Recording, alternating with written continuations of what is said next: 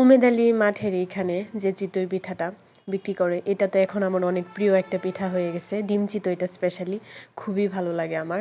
তো আমার হাজব্যান্ডকে নিয়ে আসছি এখানে, বললাম যে আমি চিতই পিঠা খাবো এখান থেকে। ডিম চিতইটা অনেক মজা, ম্যাগি মশলা টশলা দিয়া ঝাল ঝাল করে বানায় দেয়, খুবই ভালো লাগে। এটা আমাকে আমার ভাই খাওয়া শিখাইছে, প্রথম ভাই আমাকে এইখানে নিয়ে গেছে।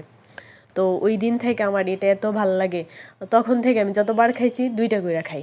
একটা খাওয়ার পরে এই যে এখন আমি আরও আর একটা নিছি। যাই হোক, পিঠা খাওয়ার পর আসছি এখন বাসায়। বাসার জন্য হচ্ছে যে সারিন্দা বেকারি থেকে এখানে একটু বেকারি আইটেম নিয়ে আসছি, যে বাটার বন টাইপ এইগুলো নিয়ে আসছি 1 প্যাকেট, আর এইখানে হচ্ছে যে কেকগুলো নিয়ে আসছি আর কি। আর আমাদের বিবাহবার্ষিকীর দিন ওরা তো এই বেডটা সাজাইছিল, তো এই বেডের মাথায় এরকম 2টা মালা দিছিল, এই মালাগুলো এখনও আছে।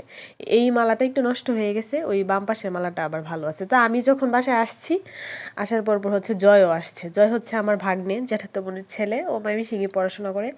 তো ও আসছে আর কি। তো লজ্জা পাইতেছিল, এটা নিয়ে আমি আবার খুব মজা নিতেছিলাম যে লজ্জা পাইতেছে, ছেলে বড় হয়ে গেছে।